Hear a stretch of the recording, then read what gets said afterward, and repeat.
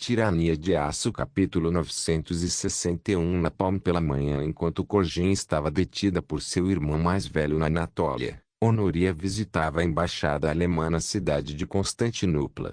Ao saber que seu pai pretendia se sacrificar nos campos de batalha contra os sarracenos, Honoria entrou em pânico.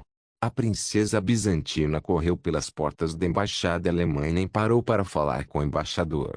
Como esposa do Kaiser, ela tinha esse privilégio, mas ainda assim era um enorme ato de desrespeito. No entanto, o pensamento de que ela estava desrespeitando o embaixador alemão nem passou pela cabeça de Honoria. Em vez disso, ela rapidamente atravessou o prédio antes de chegar a uma pequena sala nos fundos, onde meia dúzia de agentes da inteligência estavam ocupados conduzindo o tráfego de rádio. Os agentes deram uma olhada na expressão de pânico no rosto da princesa bizantina e perceberam que um desenvolvimento sério havia ocorrido. Antes mesmo que Honoria pudesse dar voz às suas ordens, os agentes já estavam discando na frequência privada e criptografada que pertencia à casa do Kaiser. "Quero falar com meu marido. É uma emergência. Coloque-o na linha." Estas foram as palavras de Honoria. No entanto, eles não precisavam ser falados. Um operador de rádio acenou com a cabeça antes de falar no dispositivo e emitiu um comando para um outro lado, que estava sentado de braços cruzados na cidade de Kufstein, a várias centenas de quilômetros de distância. Mensagem prioritária da princesa Honoria: esta é uma emergência. Repito, uma emergência. Solicitando a presença do Kaiser imediatamente. Câmbio. A estática existiu do outro lado da linha por vários momentos antes que outra voz falasse na língua alemã. Entendi. O Kaiser foi informado e está a caminho. Eta 3 minutos. Câmbio. A cada segundo que passava, Honoria sentia como se tivesse suportado uma vida inteira.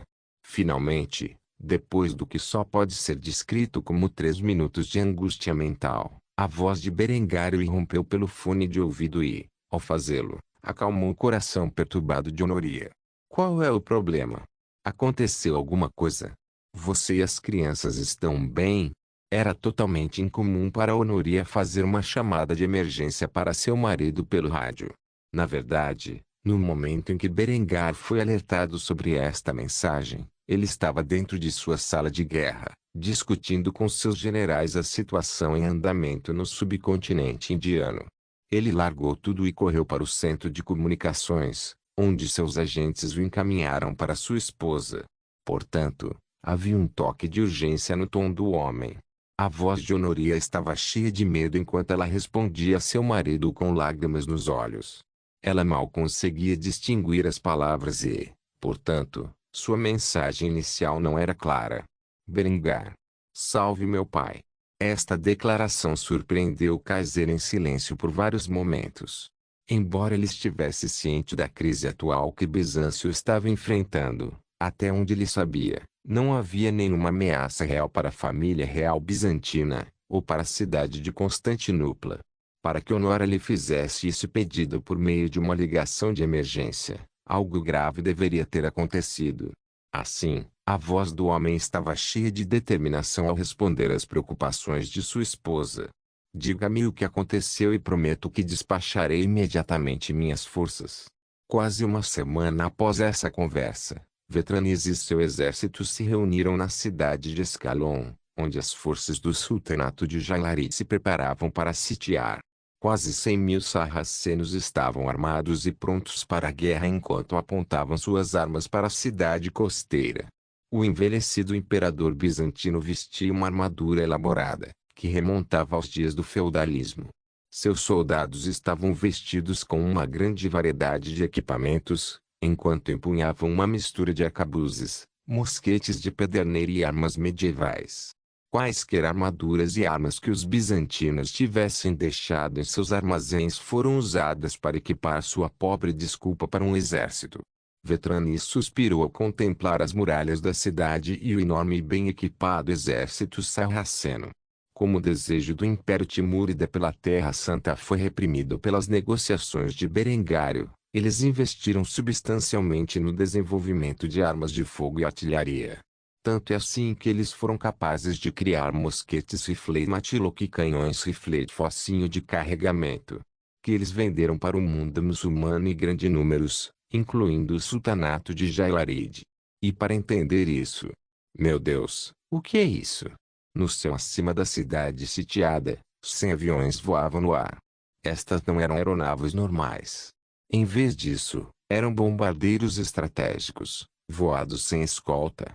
Os aviões Mi-264 foram pintados com um padrão de camuflagem do deserto e usavam Balkenkreuz em suas asas e fuselagem, que exibiam orgulhosamente sua lealdade à Luftwaffe. Vetranis quase se cagou quando viu armas de guerra tão avançadas. Ele estava lá, na cidade de Kufstein, quando os alemães revelaram ao mundo pela primeira vez que tinham domínio sobre os céus. No entanto, a aeronave que eles mostraram na época era um dirigível rígido e não se comparava ao grande volume de bombardeiros que voavam atualmente. Ele levou vários momentos para recuperar seus pensamentos, mas quando fez, o velho imperador gritou o mais alto que pôde com uma voz cheia de esperança. São os alemães. Os alemães vieram nos salvar. Os soldados de Bizâncio não podiam acreditar nessas palavras, pois não haviam testemunhado o domínio do ar pelos alemães. Estes eram camponeses sem instrução. Como eles poderiam entender as complexidades das aeronaves modernas? No entanto, no momento seguinte, o que só pode ser descrito como milhares de projéteis caíram do fundo dos bombardeiros e desceram em direção à terra abaixo. Mesmo Vetranis não sabia como essas aeronaves alemãs os salvariam. No entanto, no momento seguinte, suas dúvidas foram esclarecidas quando a primeira onda de bombas cobriu a zona de combate fora da cidade com rajadas explosivas e faixas de fogo. Os alemães não apenas usaram projéteis explosivos, mas também dizimaram as linhas sarracenas com bombas de napalm. As chamas infernais queimaram a terra como se o próprio diabo tivesse ascendido das profundezas de sua prisão de fogo. Para as massas ignorantes desses camponeses medievais, era realmente como se o apocalipse tivesse começado. Esses infelizes sarracenos, que não foram instantaneamente consumidos pelas chamas, foram deixados cobertos de napalm, onde seus gritos horríveis encheram o ar enquanto queimavam lentamente até a morte. Até o próprio Vetranis se escondeu atrás dos melões, com muito medo de contemplar o deserto cinzento que foi deixado para trás pelo ataque alemão. Também não queria enfrentar o calor das chamas, que pareciam sufocar a cidade por fora. Aos sobreviventes desse incidente, eles contariam rumores de que os alemães tinham domínio sobre o próprio inferno, uma afirmação em que poucos acreditariam. O que restou do exército sarraceno foi rapidamente eliminado pelo exército bizantino. No entanto, demorou algum tempo até que algum deles estivesse disposto a pisar fora da segurança das muralhas de sua cidade e entrar no deserto que foi deixado para trás pelo ataque alemão. Antes que alguém pudesse reagir ao bombardeio de pesadelo, os 100 aviões já estavam voltando para a base aérea em Chipre, de onde haviam se posicionado. Onde eles se rearmariam e reabasteceriam antes de voar para o Egito, onde lançariam as mesmas chamas infernais sobre o sultanato mameluco que ousou invadir a região mais ao sul do Império Bizantino. Quanto ao imperador bizantino, esse incidente o levaria a desenvolver um sentimento de profundo medo em relação ao genro, que tinha a capacidade de destruir a antiga cidade de Constantinopla com um único comando. A capital do Império Bizantino, que permaneceu forte por 1000 anos, não era nada aos olhos do Império Alemão e seu poder avassalador. Tirania de Aço capítulo 962 Intervenção divina antes que o mundo pudesse reagir à destruição total do exército do sultanato de Jalairi fora da cidade de Ascalon. Os bombeiros já haviam retornado a Chipre, onde rapidamente se rearmaram e reabasteceram antes de alçar voo novamente. Essa ação rápida não era do conhecimento do sultão mameluco, que estava montado em seu corcel fora da cidade de Alexandria com um largo sorriso no rosto. Ele estava confiante de que com a queda da cidade, o resto da região se renderia rapidamente ao seu poder. Assim, ele era arrogante ao falar com seu filho mais velho, que estava sentado ao seu lado esperando para participar da conquista. Você vê como as paredes desmoronam diante do poder avassalador da minha artilharia. O sultão Salão uma vez me disse que em um mundo onde o homem ainda não alcançou o domínio dos céus, essa artilharia é o rei no campo de batalha. A princípio, pensei que aquele velho bastardo estava simplesmente me vendendo besteira para que eu comprasse mais canhões dele. No entanto, parece que os defensores bizantinos realmente não têm uma resposta para nossa artilharia. Em pouco tempo, a cidade cairá e reivindicaremos o Egito para nosso império mais uma vez. O príncipe mameluco simplesmente sentou-se em seu cavalo e olhou para o campo de batalha com uma expressão estoica. Assim como os jalaíridas escolheram lutar na Palestina, o exército mameluco simplesmente recuou a uma distância suficiente para que os bizantinos não pudessem prejudicá-los e bombardeou as muralhas da cidade, esperando que eles desmoronassem antes de avançar para a própria cidade e massacrar seus lamentáveis defensores. Não havia alegria, excitação ou mesmo cólera visível no rosto do jovem. Em vez disso, se havia alguma emoção que pudesse ser discernida, era a pena. Pena dos bizantinos que, apenas alguns anos antes, levaram os exércitos de seu pai a um estado de desespero. Agora eles não podiam nem defender uma única cidade. Seu pai estava certo em sentar e esperar que os cristãos lutassem entre si, pois o que restou depois foi uma sombra da antiga glória do Império Bizantino. Agora, depois de quase uma década, seu povo finalmente recuperaria o Egito, uma terra de riqueza e prosperidade. A primeira seção das muralhas da cidade desabou pouco depois, onde os soldados muçulmanos do sultanato mameluco gritaram seus gritos de guerra antes de avançar para as brechas nas defesas da cidade. Allahu Akbar. No momento em que as paredes caíram, o sultão mameluco caiu na gargalhada ao proclamar sua vitória sobre seus antigos rivais quase iminente. Ah! Você vê como as pedras desmoronam contra nossa força. É apenas uma questão de tempo até que nossos estandartes voem sobre o Cairo. Foi nesse momento que algo peculiar foi avistado à distância. A princípio, o príncipe mameluco pensou que talvez fosse um enorme bando de pássaros. No entanto, como a peculiaridade rapidamente se aproximou de sua posição, ele percebeu que era algo completamente diferente. Pela primeira vez desde que pisou no Egito bizantino, o príncipe mameluco expressou algo diferente de pena. Enquanto seu pai desfrutava de sua próxima vitória, o príncipe puxou o ombro do homem e apontou para o céu com medo absoluto em seus olhos escuros. Pai real. Talvez fosse porque ele estava tão empolgado, mas o sultão não viu os 100 aviões que se aproximavam rapidamente de seu exército. Não foi até que seu filho disse algo, onde ele começou a notar. Por Alá, o que é isso?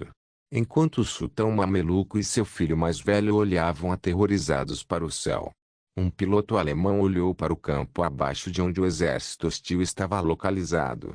Seu fone de ouvido tocava a música composta pela Kaiserinha della von Kufstein.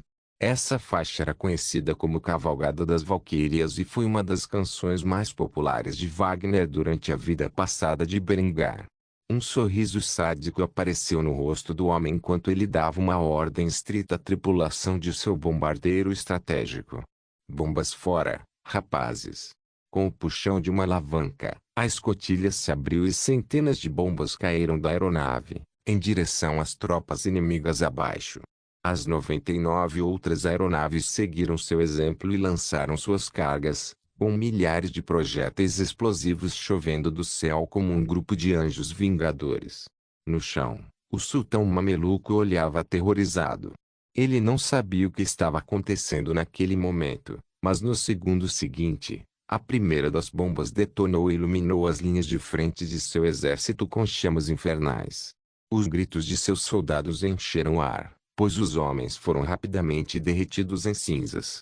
Antes que o exército pudesse reagir aos fogos do Armagedon, a próxima linha de bombas atingiu seus alvos e rapidamente queimou outra seção do exército. A cada segundo que passava, as chamas sagradas do julgamento divino se aproximavam rapidamente de onde o sultão e seu filho estavam localizados. Os últimos pensamentos do outrora orgulhoso monarca foram amaldiçoar seu aliado Jalairi por convencê-lo a participar dessa conquista. Por que diabos eu ouvi aquele bastardo? Que tipo de pesadelo infernal é esse? No segundo seguinte, as chamas do purgatório atingiram o sultão mameluco e devoraram todo o seu ser. Seu grito durou o suficiente para sinalizar sua morte, antes de se transformar rapidamente em cinzas, junto com seu filho mais velho e herdeiro. Visite FR Webnovel. Para melhor experiência de leitura de romances. Com o Book of the Army derrotado em questão de segundos, e suas cargas caíram. Os pilotos alemães deram meia volta com suas aeronaves e voltaram para Chipre, onde se rearmariam e reabasteceriam antes de lançar seu ataque ao próximo alvo. Enquanto isso, os defensores da cidade contemplavam o deserto cinzento que ficou para trás do ataque alemão e oraram ao seu Deus no céu, agradecendo-lhe por enviar seus anjos para salvá-los de sua destruição iminente. Na cidade de Kufstein, Berengar estava sentado em seu escritório, enquanto assinava um projeto de lei. Uma que estabeleceria orfanatos subsidiados pelo governo em todo o Reich. Essa lei não apenas enviaria propaganda por todo o país para encorajar a adoção de crianças órfãs, mas também tornaria o processo fácil, rápido e acessível. O próprio Berengário acolheu algumas crianças ao longo dos anos como seus tutelados, que na realidade foram adotados em tudo, menos no nome. Ele pretendia usar isso como propaganda, para dar o exemplo para que aquelas pobres crianças infelizes, que por qualquer motivo foram deixadas sozinhas neste mundo sem pais, tivessem uma família e um lar para chamar de seu. Foi durante esse ato que o som do interfone irrompeu no escritório do Kaiser. O secretário de Berengário anunciava a chegada de alguém que não esperava. Vossa Majestade, o Marechal de Campo Adelbrand está aqui para vê-lo. Devo mandá-lo entrar? Berengar acabou de assinar o documento antes de apertar o botão do interfone e falar com sua secretária, que estava sentada do outro lado do escritório. Obrigado, boneca. Você pode mandá-lo entrar agora. No momento seguinte, a porta do escritório central de Berengar se abriu e um homem de 30 e poucos anos vestido com um uniforme militar estava diante de seu Kaiser com uma expressão estoica no rosto. Só quando Berengário se levantou de seu assento e abraçou o homem como seu irmão é que Adelbrand finalmente começou a sorrir. Adelbrand, é bom vê-lo, meu amigo. Venha sentar-se e tomar uma bebida comigo. Ao dizer isso, Berengário correu para sua garrafeira e tirou uma boa safra antes de despejá-la em um par de taças de cristal. Ele entregou um para seu general antes de se sentar novamente em seu assento. Adelbrand tomou um gole da substância antes de colocar o copo sobre a mesa enquanto entregava uma pasta ao seu Kaiser. Depois de fazer isso, ele começou a resumir seu conteúdo. Os exércitos dos sultanatos Jalaírid e Mamluk foram extintos no fogo da guerra. Os locais estão dizendo que foi um ato de intervenção divina. Tudo o que resta é lidar com a Horda Dourada. Devemos fazer isso de maneira semelhante. Berengário apenas sorriu ao ouvir isso e acenou com a cabeça antes de dar sua opinião honesta sobre o assunto. Claro. De que adianta ter armazenado tantas bombas de napalm, se não as usarmos contra as formações primitivas de nossos inimigos? Honestamente, esses bárbaros tornam muito fácil para nós eliminá-los. Lide com a Horda Dourada como achar melhor, mas quero que você lance o ataque quando eles se aproximarem da cidade de Constantinopla, para que nossos aliados saibam o quão poderoso o Reich realmente é. Intervenção divina. Que piada. Este é o poder da própria humanidade. Adelbrand apenas sorriu e balançou a cabeça com pena dos inimigos do Reich antes de responder às ordens de seu Kaiser. Muito bem, vou informar o general encarregado da base aérea de Chipre sobre suas ordens. No entanto, assim que derrotarmos a Horda Dourada, nossa atenção precisará se concentrar na Índia. Não demorará muito para que o exército de Bengala atinja a capital da dinastia Yadava. Berengar tomou outro gole de seu copo e assentiu antes de dispensar seu maior general. Claro, vamos cruzar essa ponte quando chegarmos a ela. Por enquanto, concentre-se em aniquilar a Horda Dourada. Adelbrand levantou-se e saudou Berengar, deixando uma última declaração antes de sair da sala. Como você comanda, meu Kaiser? Tirania de Aço capítulo 963 Queda da Horda Dourada parte ele enquanto os exércitos dos sultanatos Jalaírid e Mamluk foram transformados em cinzas no campo de batalha. A Horda Dourada avançou sobre a cidade de Nicéia como um enxame de gafanhotos vorazes. Paladius e seu exército estavam estacionados dentro da cidade e lutaram bravamente para defender seus habitantes da ira dos mongóis. No entanto, no final, o exército inimigo era muito vasto e muito bem armado para o que restava do exército bizantino se defender adequadamente. Após vários dias de combates brutais, os envelhecidos strategos dos Balcãs foram forçados a ordenar uma retirada total. Se a Horda Dourada tivesse escolhido perseguir os defensores em fuga, certamente teria resultado em um massacre. Mas em vez disso, como Paladius esperava, eles estavam mais interessados em saquear a cidade.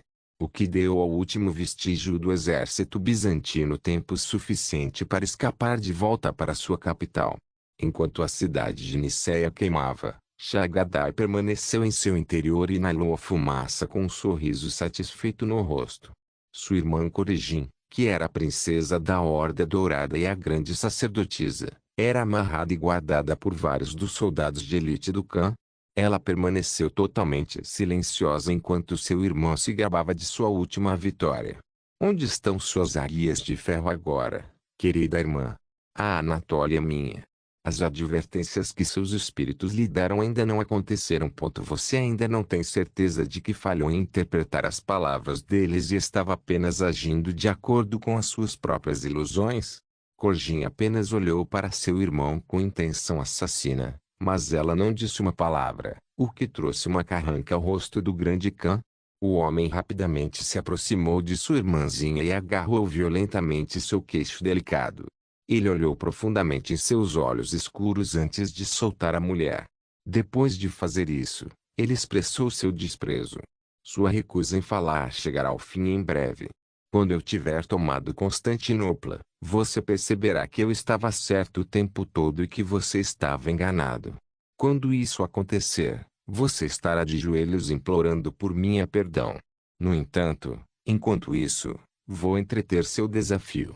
Você é, de fato, minha preciosa irmãzinha, e seria cruel da minha parte bater em você por algo tão infantil como isso. Depois de dizer isso, um guerreiro se aproximou de Shagadai e deu-lhe um relatório de status. Os valores da cidade estão todos em nossas mãos, e tomamos seus habitantes como escravos. O exército está pronto para se mover quando você estiver. Mais uma vez, um sorriso apareceu no rosto do Khan quando ele voltou sua atenção para os homens que guardavam sua desafiadora irmãzinha. Traga a princesa para seu cavalo. Quanto ao resto de vocês, dê minhas ordens à horda. Vamos partir imediatamente. O tempo não espera por ninguém, e logo Constantinopla será nossa. Com isso dito, 100.000 cavaleiros montaram em seus cavalos e marcharam para a cidade de Constantinopla. Com o imperador Vetranis Paleólogo em Ascalon, a defesa da antiga cidade romana coube a Paladius, que acabara falhando em proteger a cidade de Nicéia, que agora estava consumida em um mar de chamas. Esse fato por si só fez com que os habitantes da cidade entrassem em estado de inquietação. Em um único ano, seu império havia desmoronado a ponto de agora apenas os Balcãs estarem firmemente nas mãos da autoridade bizantina. Fazia anos que o povo não tinha fé em seu imperador ou em seus filhos, e agora, em seu estado de derrota quase total, esse ressentimento atingiu o ponto de ebulição. O que começou como simples protestos contra a família real se transformou em tumultos em grande escala após o vergonhoso retorno de Paladius. Para sua segurança, Honoria e seus filhos fugiram para a embaixada da Alemanha, que era protegida por um batalhão de fuzileiros navais. Quanto a sua mãe e irmãos, eles permaneceram dentro dos limites do Palácio Real, guardados apenas por aqueles poucos soldados de elite que ainda juravam lealdade à linhagem de paleólogos. A princesa bizantina sentou-se na embaixada alemã. Seu estado de ansiedade era visível para os filhos, que pareciam muito menos calmos do que a mãe. Alexandros, que havia sido treinado por seu pai sobre a melhor forma de reprimir a agitação, permaneceu firme na janela, olhando para os tumultos em andamento com uma pitada de desdém em seus olhos. Toda essa situação foi um aprendizado para o menino que ainda não havia atingido a puberdade. É realmente incrível como o avô permitiu que a cidade caísse em tal estado de turbulência. Não tenho dúvidas de que aqueles que desejam ver sua dinastia derrubada estão instigando esses tumultos nas sombras. Tornou-se claro para mim que meus tios não somos capazes de lidar com esta terrível situação em que nos encontramos agora. Honoria contemplou seu jovem filho e sua avaliação com um pouco de surpresa. Ele sempre foi um menino inteligente, mas ela nunca esperou que ele fizesse uma declaração tão calma e controlada sobre o estado atual das coisas. Pelo tom de sua voz, Honoria percebeu que seu filho estava prestes a fazer algo sério, e foi rápida em expressar sua desaprovação. O que você pretende fazer? Alexandros, você não pode, sob nenhuma circunstância, deixar esta embaixada. Apesar das ordens de sua mãe, Alexandros apenas balançou a cabeça com pena, antes de se aproximar de Honoria com um brilho determinado em seus olhos. Ele falou as palavras que precisavam ser ditas, mesmo que a mulher não quisesse ouvi-las. Mãe, posso ser o príncipe da Alemanha de sangue, mas sou da sua dinastia, o que significa que a segurança de Constantinopla é minha responsabilidade. Não vou sentar e assistir a antiga capital do nosso povo ser incendiada por manifestantes. De dentro. Em tempos de emergência como este, tenho o poder de comandar esses fuzileiros navais, coronel. Ao ouvir seu posto ser chamado, o tenente-coronel, encarregado de liderar os fuzileiros navais alemães na embaixada, apressou-se em abordar o jovem príncipe. Ele ficou atento antes de saudar o menino com sua resposta. Sim, meu príncipe. Havia uma expressão de autoridade régia no rosto do jovem príncipe, uma expressão que Honoria só tinha visto Berengar fazer antes. Nesse exato momento, sua ansiedade se dissipou, pois ela sabia que o seu filho era mais do que capaz de assumir o comando, apesar da pouca idade. Quanto a Alexandros, ele fez um anúncio chocante para todos os presentes. Eu quero as companhias Alpa, Bravo e Charlie equipadas com equipamento anti-motim imediatamente. Faça com que eles se encarreguem de tudo o que resta da guarda imperial bizantina e coloque-os na cidade com armas menos que letais para lidar com as massas. Estou falando sobre gás lacrimogênio, balas de borracha, puffs, cacetetes e quaisquer outros meios de que precisem para reprimir a agitação. Quanto à Companhia Delta, eles devem permanecer na embaixada da Alemanha. Suas ordens são para impedir que qualquer um dos manifestantes entre em solo alemão. Eles têm permissão para usar força letal como último recurso. Se algum mal acontecer à minha família, eu o responsabilizarei. Os poucos homens que dedicamos à inteligência são para compilar uma lista de potenciais nobres rebeldes que estão usando esse caos para causar uma revolta. Eles têm minha permissão e, por extensão, de meu pai real e de meu avô para deter esses traidores. A partir de agora, temos um objetivo: salvar Constantinopla de si mesma. O coronel saudou rapidamente o Prine mais uma vez. Ele respondeu afirmativamente antes de partir para entregar suas ordens ao batalhão de fuzileiros navais alemães.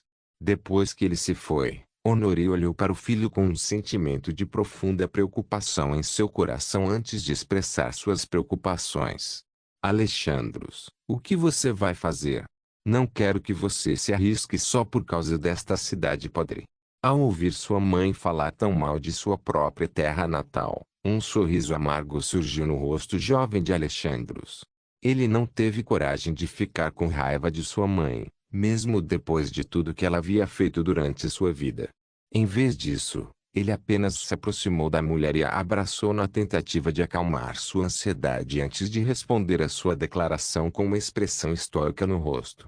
Farei o que for preciso para controlar esta cidade, para que, quando os reforços de meu pai chegarem, eles não tenham que travar uma guerra sangrenta nestas ruas contra nosso povo.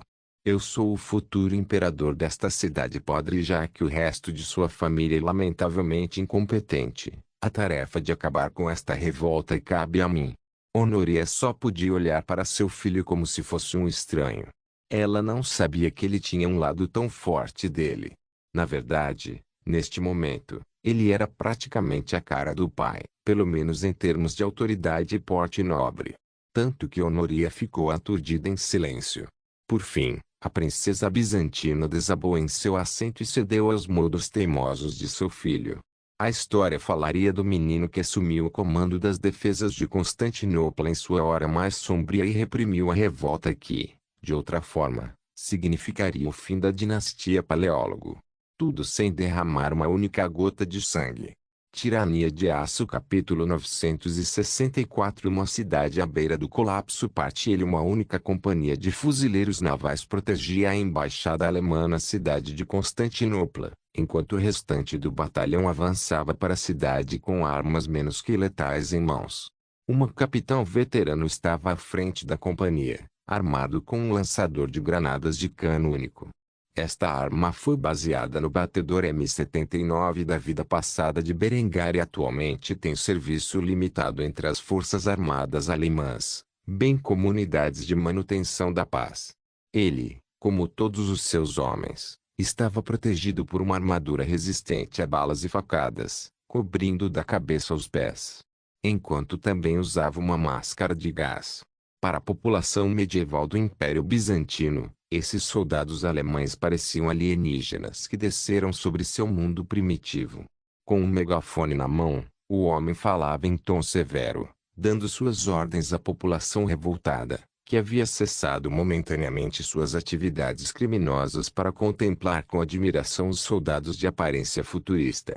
Como fuzileiro naval vinculado à embaixada da Alemanha, o capitão falava naturalmente a língua local que usava para transmitir seus comandos. Por ordem do príncipe imperial Alexandre o Paleólogo, herdeiro do trono bizantino, vocês devem cessar suas atividades criminosas e voltar para suas casas. Vou deter qualquer homem ainda presente nas ruas após esta mensagem como inimigo do Estado. Os manifestantes empunhavam armas improvisadas como forcados, martelos de ferreiro e tochas. Eles estavam longe de ser uma milícia organizada. No entanto, ao enfrentar uma centena de lançadores de granadas cheios de gás lacrimogêneo, eles não sentiram medo. Talvez por causa dos poderosos nobres que os apoiavam ou talvez devido à pura ignorância da ameaça que enfrentavam. De qualquer maneira, um líder dessa revolta armada se adiantou e fez um gesto sugestivo para o capitão antes de gritar com ele em sua língua nativa. Foda-se. A dinastia Paleólogo já falhou conosco por muito tempo. Agora é a hora de tomar o poder em nossas próprias mãos.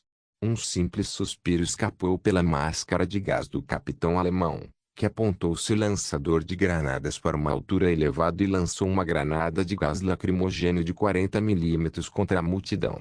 Ele não foi o único a fazer isso, pois o resto dos fuzileiros navais alemães dispararam uma rajada junto com ele. O gás lacrimogêneo encheu as ruas de Constantinopla, o que fez com que os manifestantes engasgassem e chorassem enquanto lutavam para respirar. Com uma única rajada do agente químico, muitos dos manifestantes começaram a se dispersar e fugir para suas casas em busca de segurança. No entanto, aqueles que permaneceram foram rapidamente presos pelos fuzileiros navais alemães e amarrados com zíperes.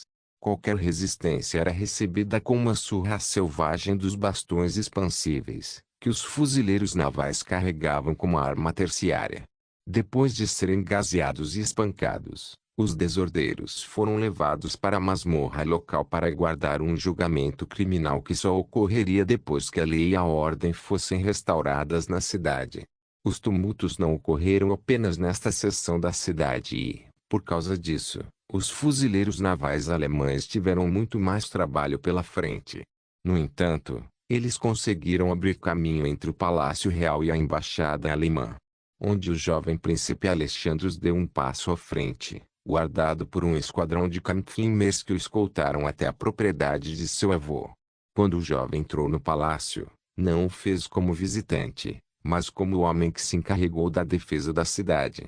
Ele foi rapidamente recebido por sua avó e dois tios, que assistiram da segurança de sua casa enquanto os fuzileiros navais alemães interferiam em sua crise atual. Quintus, em sua ignorância, aproximou-se do menino com um largo sorriso no rosto. Ele não achava que essa criança era realmente quem estava dando as ordens e foi rápido em expressar seus agradecimentos amando o menino. Sua mãe tem meus elogios. Agradeço a ela em meu nome por usar as forças da Alemanha dentro da cidade para reprimir a agitação desses plebeus ingratos. Apesar do gesto gentil de seu tio, Alexandros não sorriu. Ao contrário, o menino tinha uma aparência severa, como se estivesse acima do ancião que estava diante dele. Assim, ele foi rápido em repreender seu tio por seus repetidos fracassos. Cale a boca. Não quero ouvir suas bobagens neste momento de crise. Estamos nesta situação inteiramente por causa de suas tendências covardes.